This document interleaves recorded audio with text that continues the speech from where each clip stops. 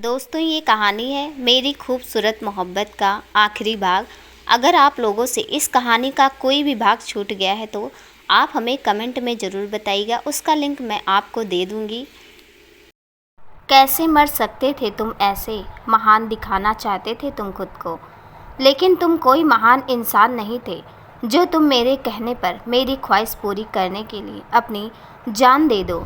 यह भी तुम्हारा कोई खेल ही होगा, लेकिन देखो मैंने तुम्हारी चाल कामयाब नहीं होने दी।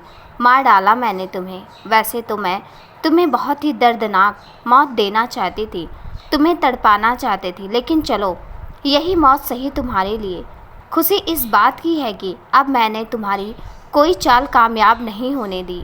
मैंने तुम्हें तुम्हारे सारे गुनाहों की सज़ा दे दी है। अमृता निखिल को ज़मीन पर पड़ा हुआ देखकर चीख चीख कर बोली। अमृता ने हाथ में गन पकड़ी हुई थी और वह गन निखिल की ओर तान कर खड़ी थी, उसी ओर जहां निखिल अभी कुछ देर पहले तक खड़ा था। जी हाँ, सही सोचा आप लोगों ने। निखिल ने खुद को गोली नहीं मारी थी, बल्कि अमृता ने उससे गोली मारी थी। अम्मू की आंखों के सामने आज अपने माँ बाप बहन सभी के मौत के दृश्य उभर कर आ रहे थे। वह बेजान पड़े निखिल की ओर भी घृणा भरी दृष्टि से देख रही थी। इंस्पेक्टर ने अमृता के हाथ से गन छीन ली। आदर्श ने अमृता को शांत करवाया और वह आस भरी नज़रों से इंस्पेक्टर की ओर देखने लगा। घबराओ मत आदर्श, अमृता को कुछ नहीं होगा। निखिल की मौत का इल्ज़ाम अम्मू पर नहीं आएगा। इस जैसे घटिया इंसान को मौत ही मिलनी चाहिए थी। जो जो गुनाह इसने किए थे उसकी कोई माफ़ी नहीं हो सकती थी। वैसे भी कानून शायद इसे मौत की सज़ा नहीं भी सुनाता। हो सकता था पैसों के बल पर इसे जमानत भी मिल जाती। इसकी यही सज़ा हो सकती थी कि इसे मौत दी जाए। वह इंस्पेक्टर भी अपनी आवाज़ में निखिल के लिए घृणा लिए बोला। अमृता को उस इंस्पेक्टर की आवाज़ कुछ सुनी सुनी सी लगी। अमृता उसकी ओर देखने लगी। अमृता को अपनी ओर देखता पाकर वह इंस्पेक्टर बोला, क्यों नहीं पहचाना मुझे तुमने अम्मू? चलो मैं ही बता देता हूँ, मैं अमर हूँ, अमर ठाकुर। शायद बहुत समय तक तुम मुझे ही अपनी बहन की और पापा की मौत का जिम्मेदार मानती थी, लेकिन मैं उन्हें मारना तो छोड़ो, मैं तो उनकी मौत के बारे में सोच भी नहीं सकता था। तुम्हारी बहन और मैं, हम दोनों एक दूसरे से बहुत प्यार करते थे। वह मेरी ज़िंदगी थी और इस घटिया इंसान ने मुझसे मेरी ज़िंदगी ही छीन ली। पूर्वी की मौत के बाद बहुत समय तक खुद को संभाल नहीं पाया था मैं, लेकिन फिर मैंने निखिल की मौत को ही अपनी ज़िंदगी का मकसद बना लिया। आज इसकी मौत के साथ मेरा भी बदला पूरा हुआ, इसलिए अब तुम सब कुछ मुझ पर छोड़ दो और निश्चिंत होकर घर जाओ। भूल जाओ कि कोई निखिल नाम का इंसान तुम्हारी ज़िंदगी में कभी भी आया था।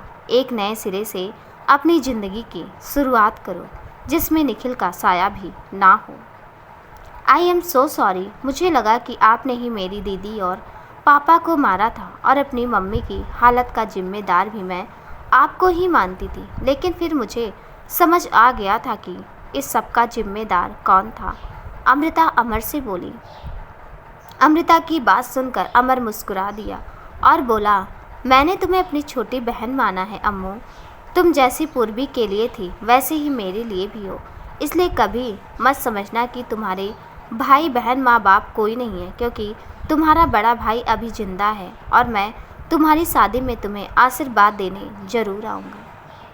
अमृता अमर के गले से लग गई। आज उसे लग रहा था जैसे उसके माता पिता और बहन जिंदा हों, क्योंकि उसे आज एक बड़ा भाई मिल चुका था।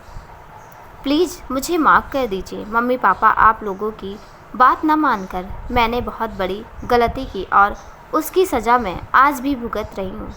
रश्मि अपने मम्मी पापा के पैर पकड़ते हुए उनसे माफ़ी मांगते हुए बोली। रश्मि के मम्मी पापा ने अपनी बेटी को गले से लगा लिया। आज उन्हें अपनी एकलौती संतान इतने समय के बाद मिली थी। बहुत नाराज़ थे बेटा हम पहले तुमसे। तुम्हारे उस कदम के बाद हमें लगा था कि तुम ऐसा कैसे कर सकती हो। क्या तुम्हें एक बार भी अपने माँ बाप का ख्याल नहीं आया? लेकिन जैसे तुम हमारे सामने आई तो हमारा सारा गुस्सा, सारे गिले शिकवे दूर हो गए। अगर तुम उस लड़के के साथ खुश हो तो हम भी तुम्हारी खुशी में खुश हैं बेटा। रश्मि के पिता रश्मि से बोले। रश्मि अपने पिता के गले से लग गई और किसी मासूम बच्चे की तरह रोने लगी। चलिए आप लोग मेरे साथ, हम लोग मेरे घर चलते हैं, आदर्श सभी से बोला। फिर वो सब आदर्श के घर की ओर निकल गए। रास्ते में रश्मि और अमृता ने मिस्टर और मिसेस कश्यप को वह सब बताया जो उन दोनों के साथ हुआ। उन लोगों को यह भी पता चल चुका था कि निखिल को अमृता के हर एक पल की जानकारी कौन देता था। वह ऋत्विक के ही ऑफिस में काम करने वाली एक लड़की विधि थी, लेकिन इसमें उसकी कोई गलती नहीं थी। निखिल उसे भी ब्लैकमेल करता था। निखिल ने उसके परिवार को मार डालने की धमकी दी थी। पहले तो विधि उसकी धमकी से नहीं डरी थी और उसने साफ साफ मना कर दिया था उसका साथ देने के लिए, लेकिन निखिल ने उसके पापा का एक छोटा सा एक्सीडेंट करा दिया और विधि को बोला कि अगली बार अगर उसने उसका काम करने से मना किया तो उसका पूरा परिवार उसके साथ नहीं होगा। तो अपने परिवार को खोने के डर से विधि ने निखिल का साथ दिया था। कुछ दिनों बाद आदर्श की मॉम के साथ बाकी सब भी इंदौर वापस आ गए थे। अब तो सभी का मुंबई जाने का प्लान आदर्श और अमृता की शादी के बाद का ही था। ऋत्विक भी अभी कुछ दिनों के लिए यहीं रुक गया था। उसे भी तो अब रश्मि के साथ वक्त बिताना अच्छा लगने लगा था। बाकी सब का तो ठीक था, अब बस किसी का मन नहीं लग रहा था, तो वह विकास था। लगता भी कैसे विकास का मन यहाँ, क्योंकि उसका मन तो मुंबई में ही रह गया था रितिका के पास। देखते ही देखते वह दिन भी आ चुका था जब आदर्श और अमृता की शादी की रस्में शुरू हो गई थी। पर हमारे आदर्श बाबू हैं कि उनसे तो जरा सा भी वेट नहीं हो रहा था, तो वह किसी न किसी बहाने अमृता के कमरे में चले ही जाते और कभी कोई तो कभी कोई उन्हें देख ही लेता और अमृता के कमरे के बाहर निकाल देता। अम्मू जल्दी करो न यार, कितना वक्त लगा रही हो तैयार होने में। आदर्श अमृता के कमरे के बाहर खड़ा होकर दरवाज़ा खटखटाते हुए बोल रहा था। क्या आदि, थोड़ी देर वेट नहीं कर सकते? सीधे जाओ नीचे, तुम अभी अमृता को नहीं देख सकते। आदर्श की मॉम अमृता के कमरे से बोली और फिर वह भी बाहर आ गई और आदर्श को लेकर नीचे चली गई। क्या बात है, अभी तुम्हारे दूल्हे राजा से तो इंतजार ही नहीं हो रहा, बड़े बेताब हैं वो तुमसे मिलने को। मुझे तो लगता है जब वह तुम्हें देखेंगे तो घायल ही हो जाएंगे, क्योंकि तुम इतनी खूबसूरत जो लग रही हो। हाय मेरी जान, मैं मर जावां तुझ पे, कितनी हसीन लग रही हो तुम। रितिका अमृता को देखते हुए और कुछ ज़्यादा ही ओवर एक्टिंग करते हुए बोली। तुम भी ना रितु, नंबर 1 की कार्टून हो तुम। ओवर एक्टिंग की दुकान, अमृता रितिका से बोली। सच में बहुत सुंदर लग रही हो अम्मू तुम आज। आदर्श सर तो तुम्हें देखते ही रह जाएंगे, रश्मि अमृता से बोली। आदर्श सर नहीं, अब तो जीजू कहने की आदत डाल लो रस्सू, अमृता बोली। ओए होए मेरी जान, अब तो मैं भी जीजू ही बोलूँगी, रितिका मुस्कुराते हुए बोली। अभी आप इतनी देर क्यों लगा रही हो? कब से आपके दूल्हे राजा आपका इंतजार कर रहे हैं। आरोही कमरे के बाहर खड़ी होकर अमृता को आवाज़ देते हुए बोली। ओरे मेरी जान, आ जाओ मेरे पास। अमृता दरवाज़ा खोलकर आरोही को अपने गोद में उठाते हुए बोली। चलो ना अभी जल्दी, सब लोग हमारा वेट कर रहे हैं। आरोही फिर से तुतलाते हुए बोली। हाँ अरु बेटा, हम लोग बस अम्मू को लेकर आ ही रहे थे, रश्मि आरोही के सर पर हाथ रखते हुए बोली। फिर वह लोग अमृता को लेकर नीचे चले गए जहाँ शादी का मंडप बना हुआ था। अमृता को देखकर आदर्श अपने सीने पर हाथ रखते हुए खुद से ही बोला। आज तो मार ही डालने का इरादा है मेरी जान का मुझे, अब तुम्हारे बिना एक पल भी नहीं रह सकता मैं। आदर्श की बात विकास सुन चुका था और वह बोला। क्यों दूल्हे राजा, आपसे जरा सा भी सब्र नहीं हो रहा? आज तो तुम्हारी शादी ही है, फिर अम्मू तुम्हारी हो ही जाएगी। बोल ले बेटा बोल ले, अभी जो भी बोलना है बोल ले, जब तेरी बारी आएगी फिर देखते हैं, आदर्श विकास से बोला और अमृता को देखने लगा। आज आदर्श और अमृता दोनों बहुत ही सुंदर लग रहे थे। दोनों की जोड़ी बेहद ही खूबसूरत लग रही थी। उन्हें देखकर लग रहा था जैसे दोनों एक दूसरे के लिए ही बने हों।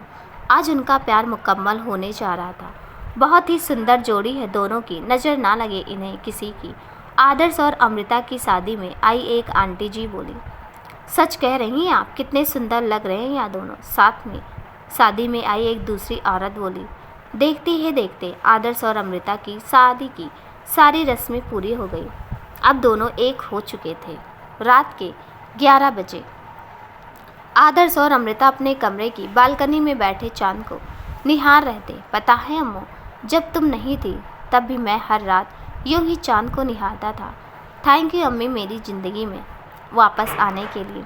आदर्श अमृता की ओर देखते हुए बोला। अमृता आदर्श की ओर देखकर मुस्कुराने लगी और बोली, थैंक यू, तुम मुझे बोलना चाहिए आपको आदि जो आप मेरी ज़िंदगी में आए।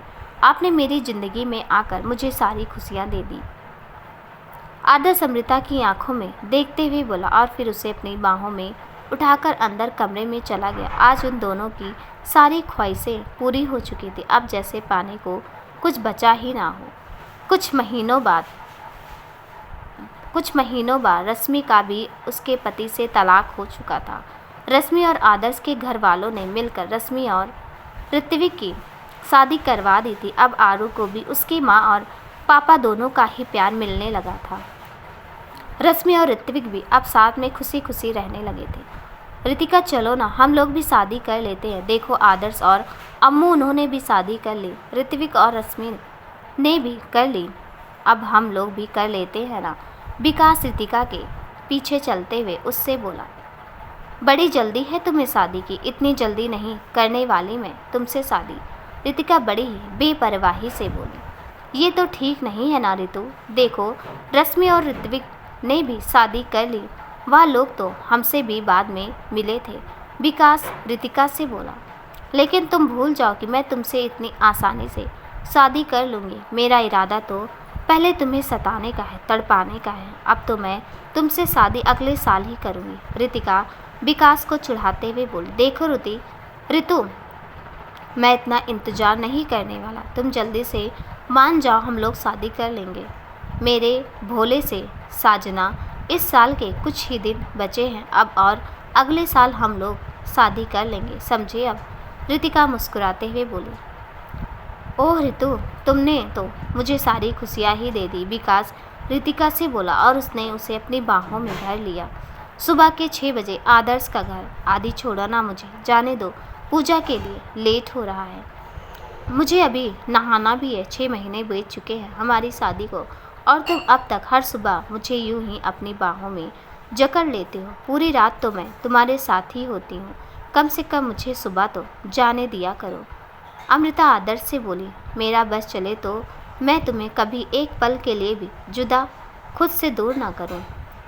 आदर्श अमृता के माथे पर किस करते हुए बोला, ठीक है ऐसा करते हैं, तुम और मैं हम दोनों ही घर पर बैठ जाते हैं। ऑफिस जाना आज से बंद। हम दोनों पूरा दिन एक दूसरे को देखते रहेंगे, ये ठीक है। फिर हम एक पल के लिए भी एक दूसरे से दूर नहीं जाएंगे। अमृता आदर्श की ओर देखते हुए बोली, ऐसा नहीं कर सकते यार, हम ऑफिस तो जाना ही पड़ेगा। कल को हमारे बच्चे होंगे तो हम उन्हें क्या खिलाएंगे। आदर्श बोला, तो ठीक है छोड़ो मुझे और जाने दो, मुझे अभी बहुत काम है। अमृता बोली। आदर्श ने अमृता को किस किया और उसे छोड़ दिया। अमृता ने भी आदर्श के माथे को चूम लिया और वह वहाँ से चली गई। रात का वक्त। आज फिर आदर्श और अमृता छत पर बैठे चांद को निहार रहे थे, जैसे वह चांद ही उनकी मोहब्बत का गवाह हो। वैसे वह चांद ही तो था उनकी मोहब्बत का गवाह की कैसे एक दूसरे से दूर रहकर भी वह हर पल एक दूसरे को याद किया करते थे।